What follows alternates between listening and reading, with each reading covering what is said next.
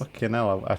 If I had a better setup, I could have made this more professional. And if I wanted to make it really professional, I would just stop whinging. But here we are. This is a special, limited edition intro for you here, where we're coming in hot behind the scenes because it's a hot day. Yeah, it's a really hot day. I hate it. I mean, for context though, you are like several floors up in a building with like very, very thick walls, so once the heat's in there, it's not going anywhere, is it? Yeah, heat and flies, that's what we export from the outside world. Mm. Did I say export or import? How does Said that work? export, it's quite We weird. should, well, I mean, they're exporting it to us, but we're importing it, so if we're getting it from the outside world, we're exporting it from there and importing it into here. Right. Makes you think, doesn't it? Does. I lied. I've never had a thought in this empty brain of mine. Let's get the cameras on. Hello, it's me, Sam Grant, and this is Andy. And we are here once again to talk for about an hour about Moby Dick and how it's actually quite a good book. It gets a bad rap because, you know, it's got a lot of animal abuse and racism. But there's a lot good in there as well, like importance of being good buds, having nice friends, and going on a boat and having a nice time. And I think a lot of people have maybe overlooked that it's really funny. It is very funny. And I think it's intended to be funny, so... Do you think it is? Yeah, definitely. Okay. I mean, he's constantly putting in little jokes and there's bits of cringe comedy, and it's great. Okay. Well, you may be thinking, hey, this is my first time watching this, or listening to it, or however you choose to consume your media these days. And you might be like, whoa, I don't want to just hop in way after the start here. I don't know who any of these characters are. So what I'm going to do for you, if you are thinking that, is I'm just going to... I should turn down the waves a little bit, hang on. If you are thinking that, I've already turned the waves down. I'm a media professional, folks. If you are thinking that, I will just give you a quick little rundown. Our main character is a fella called Ishmael. Andy, what's Ishmael's defining trait? I guess he's persistent, isn't he? Ishmael's top 3 defining traits: persistency, being a sailor, yes, and looking at things, just staring all the time. I was thinking the persistence covers the staring, but I guess it deserves its own separate category. It does, because he can be persistent without staring. Like, he's decided someone wants... He's hyper-fixated. He's hyper-fixated on the idea of becoming a whaler. Yes. Just because he heard someone once say it was cool. Yeah. And I think we can all relate to that. And he's made friends. He's married his best friend, who is a cannibal, called Queequeg. Queequeg's top 3 defining traits are cannibal, handsome... Earnest? What? I'd say earnest. He's quite... He's like... There's a kind of earnestness to him. He just means what he says. He's very straightforward, isn't he? Yeah. The earnestness, cannibalism, and harpoons. Yeah, he's really good at harpoons. That is important. JT says massive badass, which is also true. But I'm going to factor that into earnestness and cannibalism. That's like the cross point. It's massive badass is more of a catch-all rather than a defining feature, isn't it? It's just all these things added up. If we were writing this on the blackboard, it'd be our formula. Yeah, circle. Solution, massive badass. Okay, and these guys are wanting to go off, get on a boat, fuck up some whales, make a lot of money. That's the gist. And we're gonna, because we didn't do a recap on the last one, we'd do a recap anyway on reading through our chapter. Yeah. That we translated because Moby Dick is written in old languages, like where people say thou a lot more than they do these days. And we're updating it so that it all just scans a bit easier. So with that, we will head in and we will read Chapter 18, Bullseye! Let me just zoom this in a little bit. Bigger text. Actually, no, I'm already at the... Okay, fine. Yeah, we'll just read it. Okay. Okay. Who wants to start? Andy, I'll start. take it away. Chapter 18, Bullseye. As we were walking down the edge of the wharf towards the ship, Queequeg carrying his harpoon, we could hear Captain Peleg yelling at us from his bone tent. You never said this here harpooner was a cannibal. I don't let cannibals on my ships, not unless they've got papers. What do you mean? I shouted back, jumping aboard, leaving Queequeg behind. I mean, he replied, he must show his papers. Yes, said Bildad, who was also there now, sticking his head out from the shadows of the bone tent where he'd been hiding.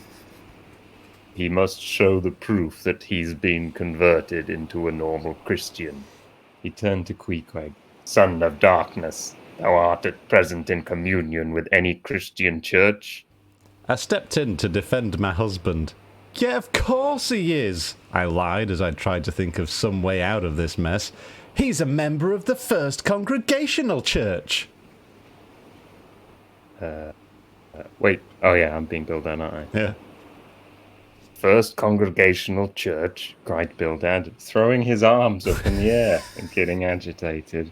What? The one that worships in Deacon Deuteronomy Coleman's meeting house? He was yelling really loud, like he didn't believe me. He pulled out a pair of grubby old glasses and started rubbing on them with his massive yellow bandana, which I forgot to mention he had earlier.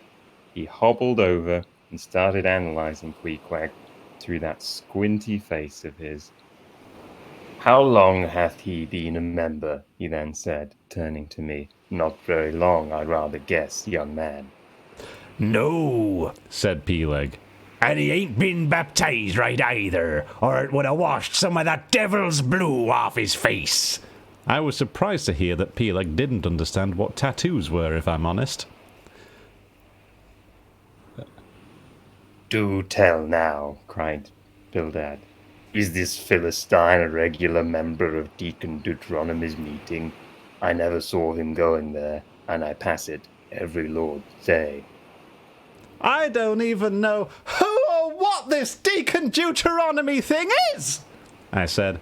All I know is Queequeg here is a born member of the First Congregational Church. He's a deacon himself. He is. My face started to turn red. I was sweating, but I was beginning to figure out where I was going with this tall tale. Young man, said Bildad sternly, thou art skylarking with me. Explain thyself, thou young Hittite. What church dost thou mean? Answer me. I didn't know what a Hittite was, but I was pretty sure I was being sassed. It was time to pull the rabbit out of this hat of lies I'd been weaving. He's a big important guy in the only church that really matters. That's the church that you and me and Queequeg over there and your mum and everyone's mums and everyone's mums and their dads. And whether they're on a ship or on a hill or anything in between, it's the only church that matters, and that's the church of being a good person. Though it seems like some people, I glared at Bildad, have forgotten about the main rules of not being a dickhead and are focusing on some stupid sub-rules about being a big racist instead. I spat on the floor and winked at everyone. The church where everyone gets to hold hands. There was a lot of tension in the air. I wasn't sure if my ruse was going to land or whether Bildad would just be pissed off that I called him a racist. Even if he was. Just then, Peleg laughed, slapping his belly as he did. I'm assuming he did it like that. Splice! Thou means splice hands! Cried Peleg, drawing nearer. Young man, you'd better ship for a missionary instead of a foremast hand. I never heard a better sermon. Deacon Deuteronomy, well, Father Maple himself couldn't beat it, and he's reckoned something. Come aboard, never mind the papers. I say,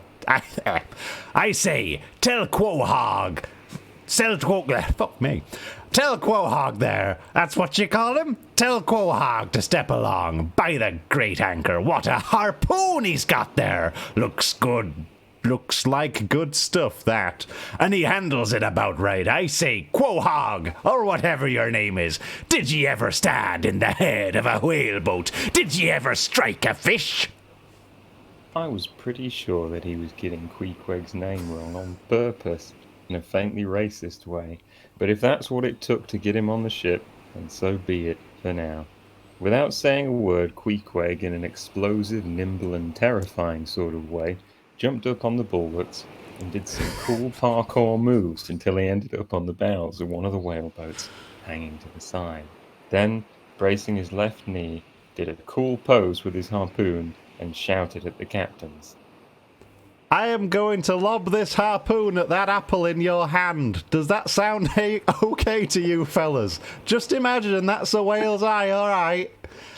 And without waiting for them to answer, blasted his harpoon right over Bildad's hat and bullseyed the apple right out of Peleg's hand, just as he was about to take a big bite. It was really impressive. Now, if that was a whale's eye, then that whale would be dead. Why have I turned him into Wallace from Wallace and Gromit? It sounds like... yes, it does sound like an assistant director. Oh, heck lad, said Queequeg as he began to haul in his fruity prize. He took a bite straight off the harpoon. Quick, Bildad, said Peleg, who had retreated towards the cabin gangway. Quick, I say, you Bildad, can get the ship's papers. We must have Hedgehog there, Quahog, in one of our boats. Look at ye, Quahog. We'll give you the 90th lay. That's more than ever was given a harpooner yet out of Nantucket. And with that, we all headed downstairs and got started on Queequeg's paperwork. We did run across a little stumbling block, though, when Peleg turned to me and whispered, I guess young Quahog there don't know how to write, does he? He turned and screamed the rest at Queequeg. I say, Quahog, blast ye! Dost thou sign thy name or make thy mark? But this wasn't Queequeg's first writing rodeo. He'd been through this all before. He took the pen that Peleg was offering, made his mark on the page right next to where his name was written. Except it wasn't his name, they'd spelled it wrong. He didn't do an X, though. He instead did a perfect copy of one of the weird tattoos on his arm. It was very good. Everyone was happy. Everyone except Bildad. Classic Bildad. He was glaring and glaring, still obviously thinking about religious stuff. He stood up all of a sudden and pulled out loads of pamphlets from his massive coat and picked one titled, The Latter Day Coming, or No Time to Lose. He put it into... He put it into Queequeg's hand and held it with him in that serious kind of way, which suggests he wants someone to take the pamphlets seriously. They locked eyes. Son of darkness, I must do my duty by thee. I am part owner of this ship, and feel concern for the souls of all its crew. If thou still clingest to thy pagan ways, which I sadly fear, I beseech thee, remain not for I a Belial bondsman. Burn the idol bell and the hideous dragon. Turn from the wrath to come. Mind thine eye, I say. Oh, goodness gracious, steer clear of the fiery pit. Now, I wasn't sure if Bildad had really been paying attention because we'd literally just covered the fact that Queequeg didn't know how to read, so I don't know if he was hoping that someone would read the pamphlet to him, which isn't something that I'd been consulted on. Avast there, Bildad. Avast now, spoiling our harpooner, cried Peleg. Pious harpooneers never make good voyagers. It takes all the shark out of 'em. No harpooner is worth a straw who ain't pretty sharkish. There was young Nat Swain, one of the bravest boat header out of all of Nantucket and the Vineyard. I don't know whether it's vineyard or vineyard, so I just call it Vineyard. That worked. He joined the meeting and never came to good. He got so frightened about his plaguey soul that he shrinked and sheared away from whales for fear of afterclaps in case he got stove and went to Davy Jones. Peleg, said Bildad, lifting his eyes and hands. Thou thyself, as I myself, has seen many a perilous time. Thou knowest, Peleg, what it is to have the fear of death. How then canst thou prate in this ungodly guise? Thou beliest thine own heart, Peleg. Tell me, when this same Pequod here had her 3 masts overboard in that typhoon on Japan, that same voyage when thou went mate with Captain Ahab, didst thou not think of death and judgment then? Hear him now, cried Peleg, marching across the cabin and thrusting his hands deep into his pockets. Hear him, all of ye. Think of that. When every moment we thought the ship would sink. Death and judgment then? What? What? With all 3 masts making such an everlasting thundering against the side and every sea breaking over us fore and aft. Think of death and judgment then? No time to think about death then. Life was what Captain Ahab and I was thinking of, and how to save all hands, how to jury-rig masts, and how to get to the nearest port. That was what I was thinking of. Bildad got in a huff and left, deciding to keep himself busy by picking up things like old bits of string on the deck, rather than get roasted by Peleg again. And that is chapter 18, Bullseye. So now we are on to chapter 19. What's the subheading in the official one? It's the Prophet, but we don't know what it's really about yet. Maybe we can make that more descriptive. Maybe we can improve that later, yeah. Yeah, we're here to improve things. And that's definitely what we achieve. Okay. So. Yeah. Now you remember. Now I do remember. This is the one where they needed to get the search engine optimization back on track for not mentioning the word ship enough. Okay. I don't know who is talking yet, so I'm just gonna. Should we just roll an accent dice? He's just some guy. It's just a stranger, yeah. Alright, Andy, can you do him as a Cockney for me?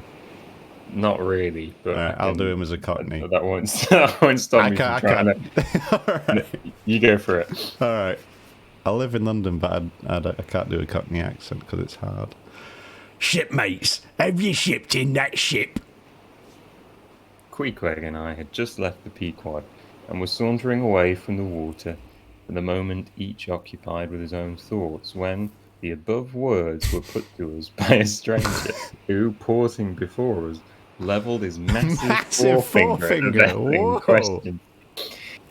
He was but shabbily apparelled in a faded jacket and patched trousers, a rag of a black handkerchief investing his neck. A confluent smallpox had in all directions flowed over his face and left it all like the complicated ribbed bed of a torrent when the rushing waters have been dried up. Have you shipped it, Alright, we can cover that. So, Okay. chapter 9, oh, no, that's a job ad. Gotta get to the map. Alright. Shipmates, have you shipped in that ship?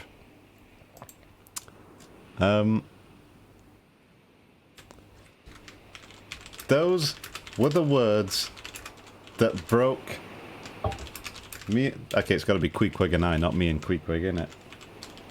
Queequeg and Queequeg. I, out of our nice,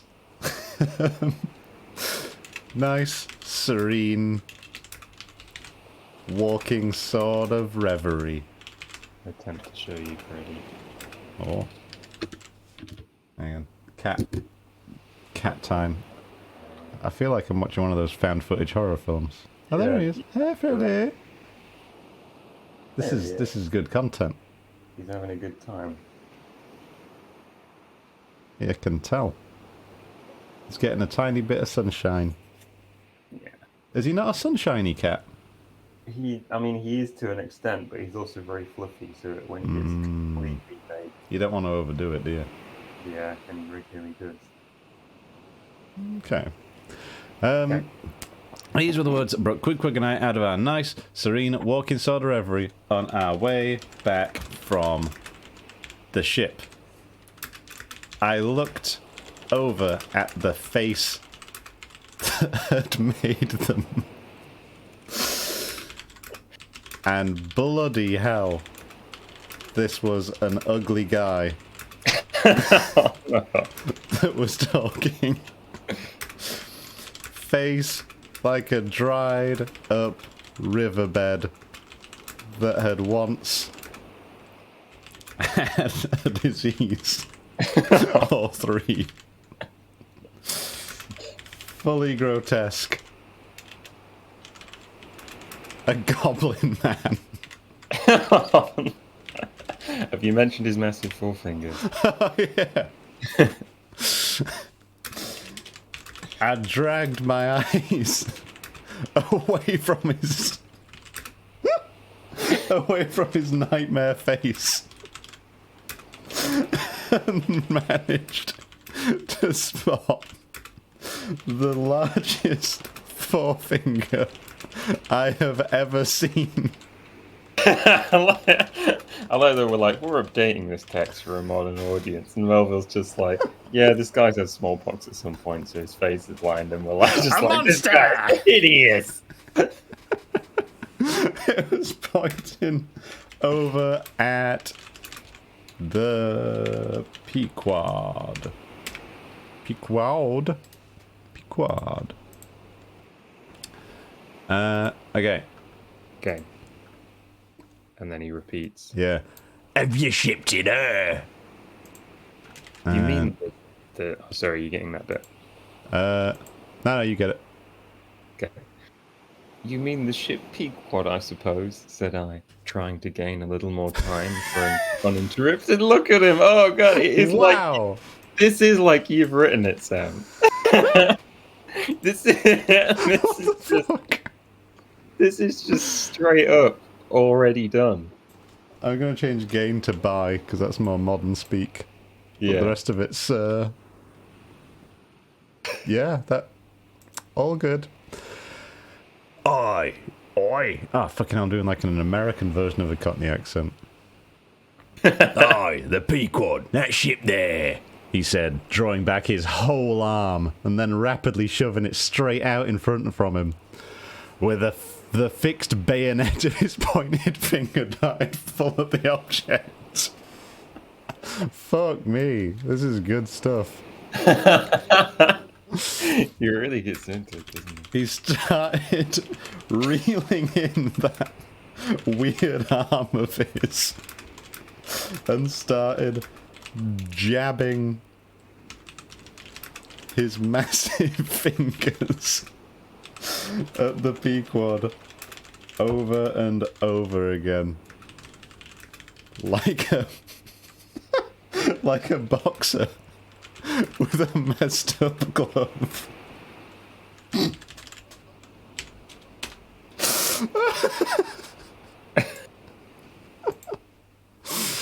Okay. On to you. Yes, said I. We've just signed the articles. Anything down there about your souls? About what? Oh, perhaps you ain't got any, He said quickly. No matter though, I know how many chaps that haven't got any, and good luck to 'em. And they were all the better off for it. A soul's a sort of a fifth wheel to a wagon. What are you jabbering about, shitmate? Said I. He's got enough now to make up for all of the deficiencies in them sort of other chaps. Abruptly said the stranger, placing a nervous emphasis on the word he. Queequeg, said I. Let's go. This fella has broken loose from somewhere. He's talking about something and somebody we don't know. Stop! Cried the stranger. You said true. You haven't seen old Thunder yet, have ye? Who's old Thunder? Said I, again riveted with the insane earnestness of his manner. Captain Ahab! What? The captain of our ship? The Pequod? Aye, among some of the older sailor chaps he goes by that name. You haven't seen him yet, have ye? No, we haven't. He's sick, they say, but he's getting better and will be all right again before long. All right before long, laughed the stranger with a solemnly derisive sort of laugh. Look ye, when Captain Ahab is all right, then this left arm of mine'll be all right. Not before. What do you know about him? What did they tell you about him? Say that. They didn't tell much of anything about him, only I've heard that he's a good whale hunter and a good captain to his crew. That's true, yes, both true enough.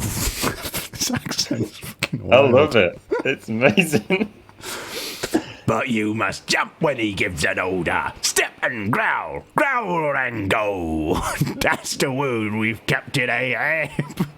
But nothing about that thing that happened to him off Cape Horn long ago. I'm going to get lynched by Cockneys when I next go outside. Off Cape Horn long ago, when he lay dead for 3 days and nights. Nothing about that deadly scrimmage with the Spaniard afore the altar in Santa. Heard nothing about that, eh? Nothing about the silver calabash he spat into, and nothing about his losing his leg last voyage, according to the prophecy. Didn't ye hear a word about them matters, and something more, eh? Nah, didn't think you did, how could you? Who knows it? Not all Nantucket, I guess. But howsever mayhap, you've heard all about the leg, how he lost it, eh? You have heard about that, I dare say.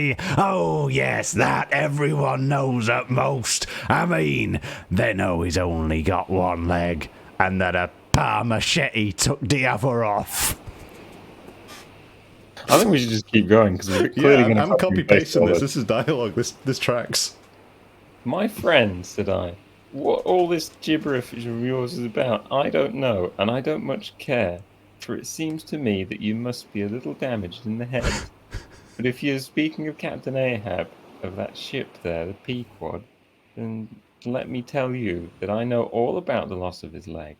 All about it, eh? You sure you do? All about it? Pretty sure.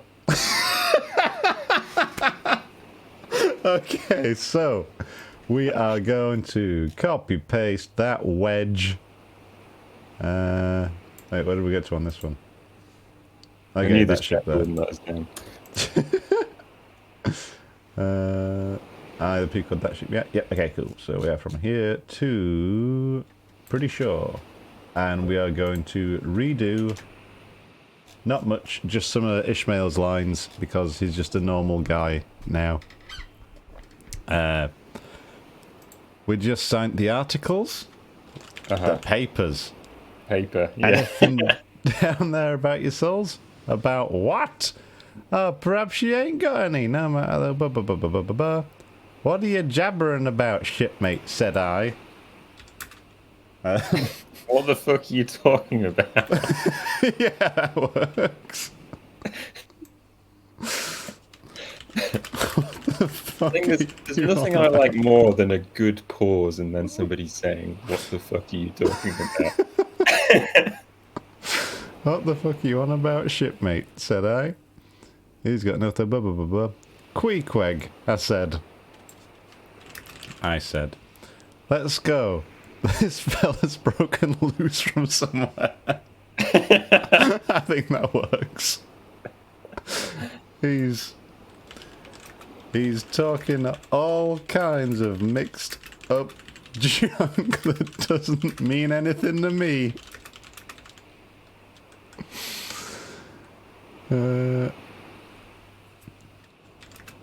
Talking about people we don't even know. Yeah, okay. Stop, there is no thunder, have you? Who's all thunder? Said I. We don't need to know he was again riveted with the insane earnestness of his manner. We just need to know that the guy was insanely earnest. Yeah.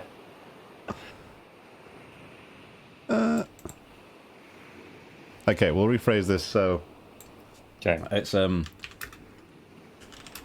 I was fully planning to simply leave But the guy was really earnest in his insanity. And part of me respected that. Captain Ahab. What? The captain of our ship, the Pequod. No, I'm going to put haven't in italics so that we know he's making fun of his accent. He's sick, they say, but he's getting better. I'll be alright before long. That's fine. What do you know about him? Yeah. I've heard his... Okay, what did they tell you about him? Say that. Mm-hmm. And all we need to say is... Okay. They didn't tell us all that much, actually, to be honest. Just that he's good at killing whales and being nice to his crew. Yeah, I don't think they ever said that. But... What? Oh, Ishmael just said it, didn't he? I think Oh, he was good to his crew. Yeah, I mean, I think, yeah. There's the bit where, like, P, like, mentions him and he's like, oh, he's a good captain. Except for when he's angry. It's like... And he's always angry. Yeah, basically. But yeah, I guess Ishmael interpreted that as he's really nice to his crew. I think the more we can have Ishmael be surprised when he boards the nightmare boat, the better. That's true enough, and then he just fucking blasts on for ages. It's all pretty cool. My friend, said I said... Oh, what if I just delete the I there and put another... Oh, that's an efficiency saving, isn't it? Alright. Okay, yeah, right. Whatever it is that you're going on about, I don't know. And I don't much care. Just, I don't care. Yeah. And I don't care.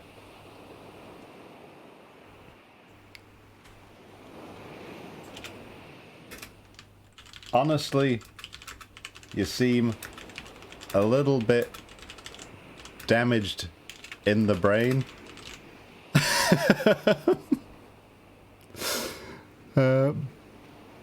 Honestly, you seem a little bit damaged in the brain. So, you have my sympathies. But if you are speaking of Captain Ahab, that shit there, the Pequod, let me tell you, that all I know all about the loss of his leg. All about it, eh? You sure you do? Pretty sure, I said. I was pretty sure, after all. Right. With a finger pointed and eye levelled at the Pequod, the beggar-like stranger stood a moment, as if in a troubled reverie. Then, starting a little, turned and said, "You've shipped, have ye? Name's down on the papers. Well, what's signed is signed, and what's to be, will be, and then again perhaps it won't be. After all, anyhow, it's a fixed and arranged and a ready, and some sailors or other must go with him, I suppose. As well was these as any other men. God pity 'em. Morning to ye, shipmates. Morning. The ineffable heavens bless ye. I'm sorry I stopped ye." Look here, friend, said I. If you had anything important to tell us, out with it. But if you're only trying to bamboozle us, you are mistaken in your game. That's all I have to say. And it said very well. I would like to hear a chap talk up that way. You are just a man for him. The likes of ye. Morning to ye, shipmates, morning. Oh, when you get there, tell them I've concluded not to make one of them. Oh, my dear fellow, you can't fool us that way. You can't fool us. It is the easiest thing in the world for a man to look as if he had a great secret in him. Morning to ye, shipmates, morning. Morning, is it? Said I. Come along, quick, let's leave this crazy man. But stop, tell me your name, will you? Elijah. Elijah, thought I. and we walked away, both commenting after each other's fashion upon this ragged old sailor, and agreed that he was nothing but a humbug, trying to be a bugbear. But we Wow. had not gone perhaps above 100 yards when, chancing to turn a corner, and looking back as I did so, who should be seen but Elijah following us, though at a distance. Somehow the sight of him struck me, and I said nothing to Queequeg of his being behind, but passed on with my comrade, anxious to see whether the stranger would turn the same corner that we did. He did, and then it seemed to me that he was dogging us, but with what intent I could not for the life of me imagine. This circumstance, coupled with his ambiguous, half-hinting, half-revealing, shrouded sort of talk, now begat in me all kinds of vague wonderments and half-apprehensions, and all connected with the Pequod, and Captain Ahab, and the leg he had lost, and the Cape Horn fit, and the silver calabash, and what Captain B-Leg had said of him when I left the ship the previous day, and predictions of the score Tistig, and the voyage we had bound ourselves to sail, and 100 other shadowy things. He's just... Okay, we're going to cover that as a list. That's bullet pointed. He's just completely flaking out. I was resolved to satisfy myself whether this ragged Elijah was really dogging us or not, and with that intent crossed the way with Queequeg, and on that side of it retraced our steps. But Elijah passed on without seeming to notice us.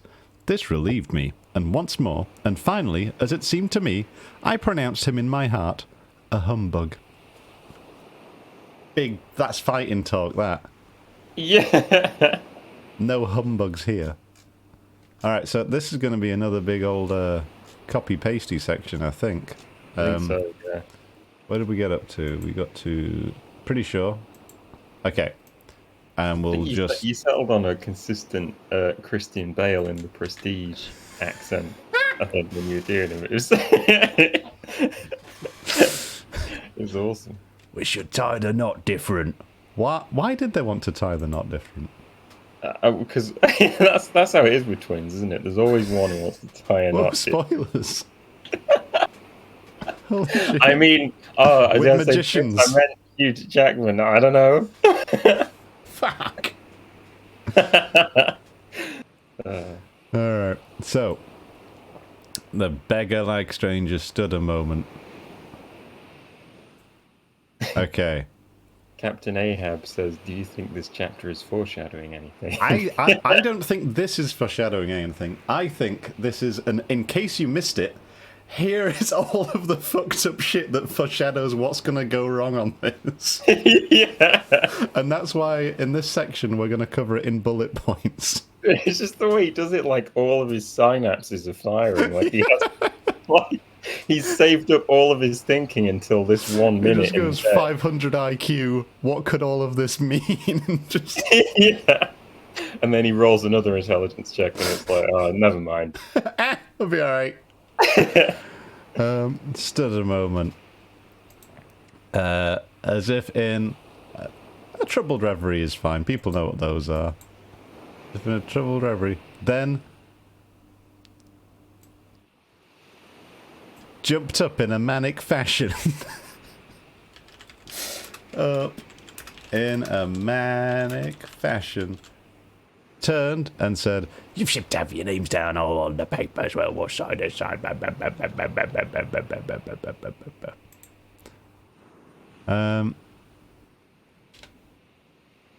he was getting weirder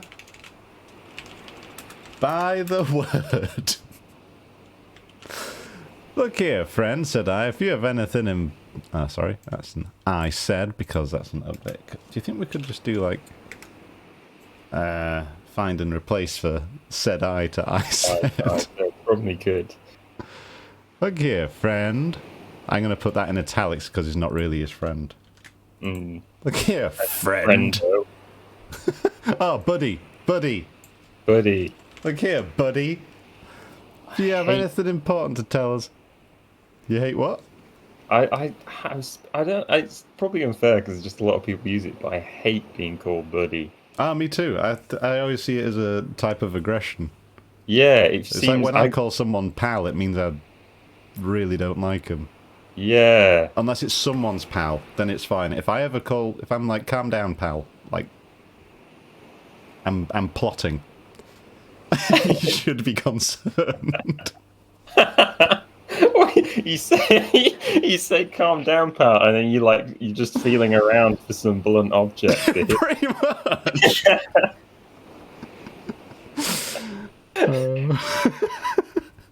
Calm down, pal. Stop moving. I need a clear shot here. Look over there. Look here, buddy. If you got anything important to tell us, out with it. But if you're only trying to bamboozle us... Alright, we can fix this. If you have anything important to tell us, out with it. But if you're only trying to bamboozle us, you're mistaken in your game. That's all I've got to say. What's a modern way of saying that? That's like, there's got to be some sort of good colloquialism we can drop here. Cut to the chase. Cut to the chase is good. Alright. Stop gaslighting. Cut to the chase, you weird bastard. Yes, I'm making it wittier. Cut to the chase, you weird bastard. What's your problem? If you're out here... Oh, the problem is it's got to follow up with, that's all I have to say, needs to be there for the next line, and it's said very well. Okay, if you're out here trying to bamboozle us, like we're a couple of idiot pricks, then you're wasting your time. Yeah, and then that's all I gotta say. Yeah. That's all I have to say. Oh, shit. Yeah. And it said very well. And I would like to hear a chap talk up that way. You are just the man for him. I really like this character. Yeah, I like the voice. You know, I've never seen Mary Poppins, but like... But is it... I'm just picturing, like, a family's terror, and they're like, oh, the chimney sweep's arrived. Oh no, he's talking to us! Mother! Yeah, well, they open the door, and it's like, first thing they realize, they're like, I was expecting a child, because that's who climbs up chimneys to clean them, not a fully grown man. And then the fully grown man starts talking, and he has, like, the weirdest accent. Like, he's clearly pretending to be somebody he's not. Yeah, lot of concerning parts there, I guess. Just a horror movie. Alright. He was clearly trying to cover up his weird rambling and bullshit by pretending he had something mysterious going on about him. Mm-hmm. But I'd rolled that particular dice myself before and was not going to fall for it. Ah, my dear fellow, you can't fool us that way. You can't fool us. It's the easiest thing in the world for a man to look as if he has some great secret in him. Morning to ye, shipmates. Morning. He was whispering now. Morning it is! I'm going to put that as an exclamation mark. Cool. I screamed. I screamed and grabbed Queequeg's hand. Come along, Queequeg. Let's leave this crazy man. But stop. Tell me your name, will you? Elijah. Okay, so, Elijah, thought I, and we walked away. Yeah. Okay. And then bullet point time. Elijah, What a name for an awful guy. And what an awful guy to have met. Especially, that is not how you spell any word, especially just before we go off and get on a big, dangerous, bone-covered whaling ship. Thinking about it, there were a lot of weird things to see just before going off on a big, dangerous voyage, really. And we're not going straight into the list. I'm going to get more of what was actually in here. We thought he was following us. We thought he was a... people aren't going to know what a humbug and a bugbear is. Because from my perspective, a humbug is a minty sweet, and a bugbear is like a big orc.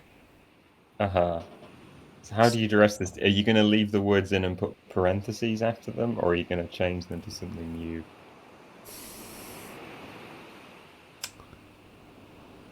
He was nothing but a...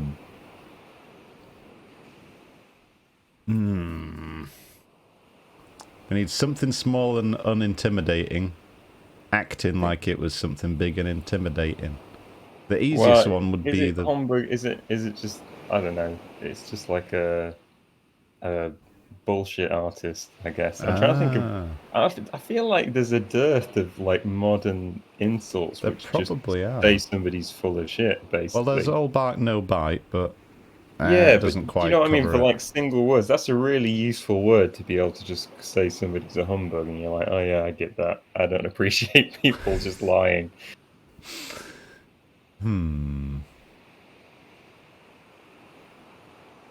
Okay, we'll have a think. Anyway, we got to thinking about things that were dangerous on the voyage, and we kept on walking. And talked about how weird and gross and ugly that guy was. At one point, I looked over my shoulder. Elijah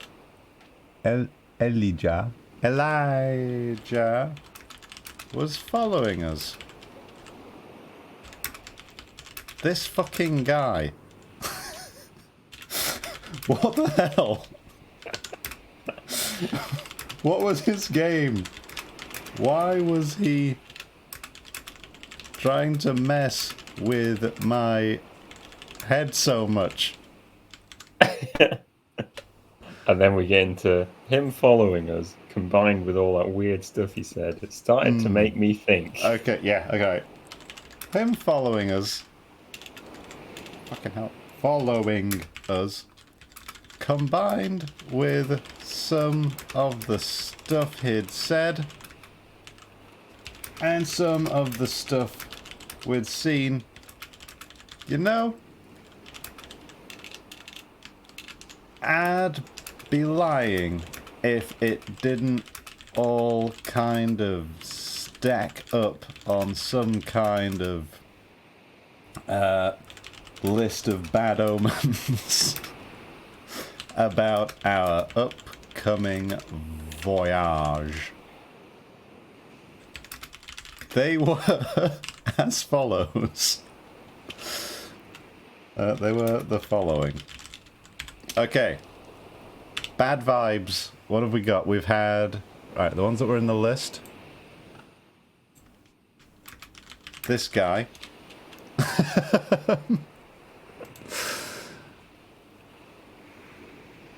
We've got, so...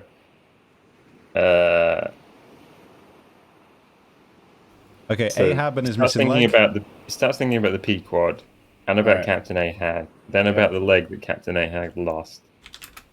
Okay. The ship Then- being covered in bones. Yep. Ahab being really ill. Yeah. Ahab having lost a leg. Yep. What's that next, the, Ahab? the Cape Horn fit and the silver calabash. I'm trying to rack my brains because What's like the Cape Horn fit? Is That just where he was going weird? Yeah, he went weird apparently off Cape Horn. And silver calabash is something Elijah has just mentioned about spitting into a silver calabash. I've no idea what that means. Can you Google calabash for me? I think it's probably just like a receptacle, but let's have a look. Ahab spitting in a silver calabash. Oh, silver calabash is on Etsy. Oh. It is. I don't know what those are still. Yeah, I was gonna say, looking at the pictures doesn't help that much. What is the calabash? Ahab spitting in a silver calabash.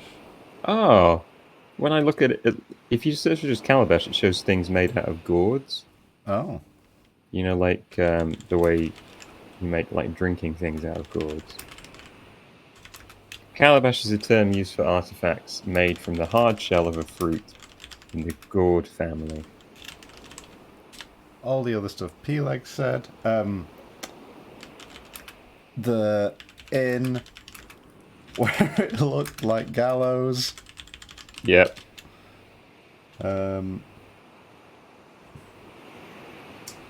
Queequegs. Stroke / suicide scare.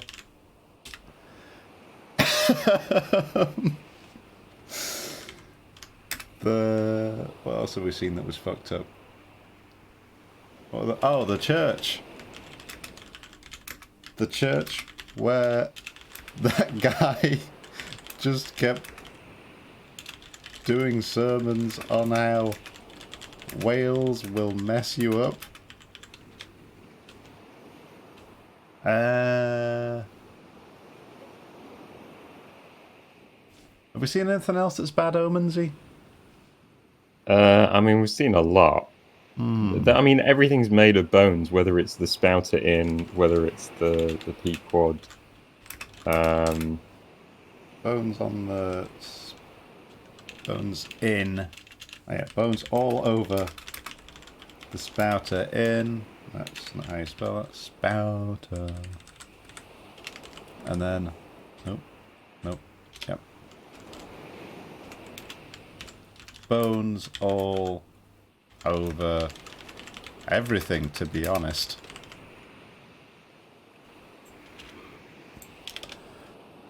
For a man with a for a man looking for a carefree life, I certainly had a lot of cause for worry.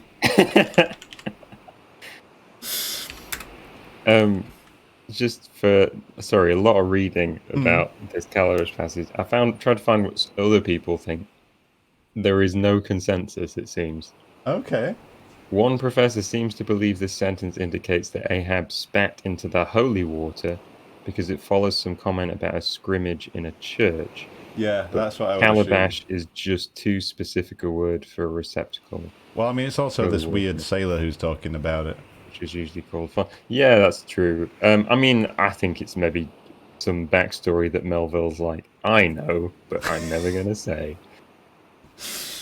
For a man looking for a carefree life, I certainly had a lot of cause for worry. I didn't like that. So I set to test out this weird Elijah guy.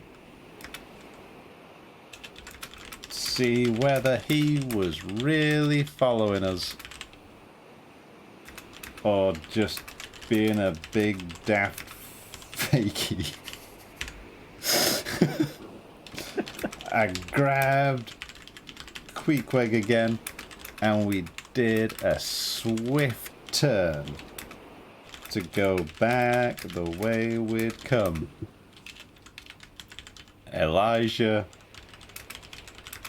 didn't follow us. Kind of anticlimactic. Now that I think of it.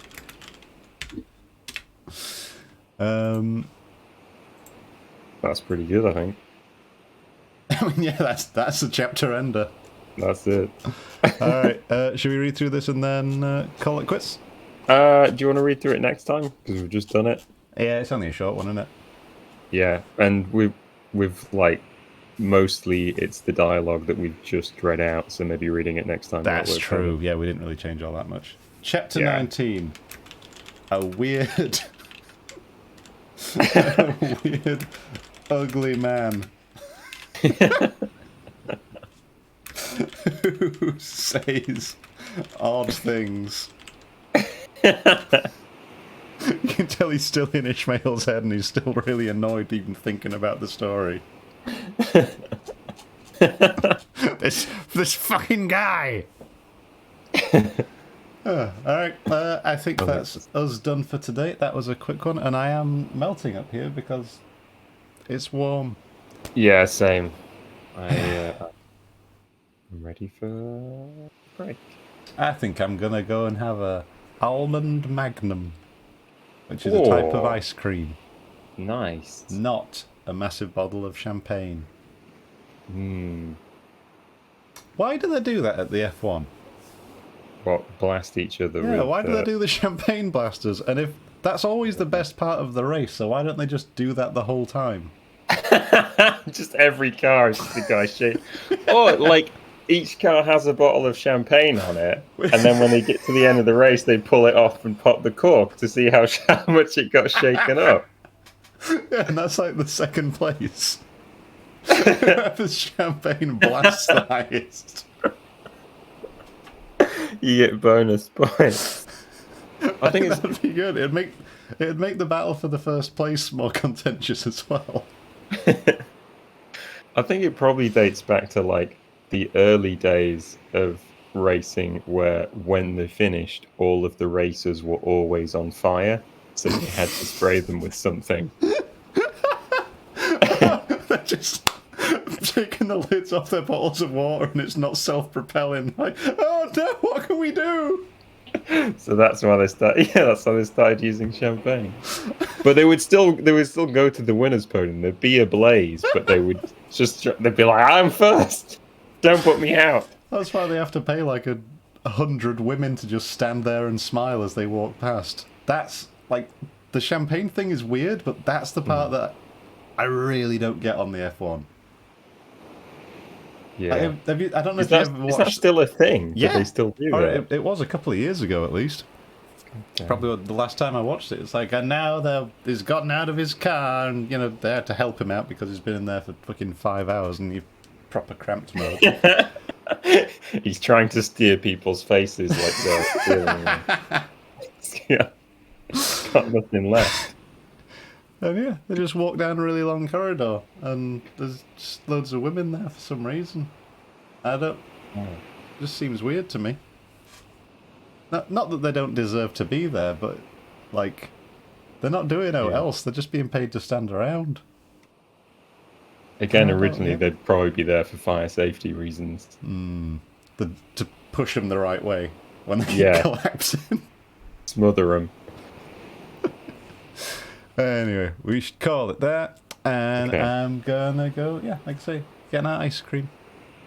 That sounds lovely. See you later, Andy, and see you later, folks at home. Bye. Bye!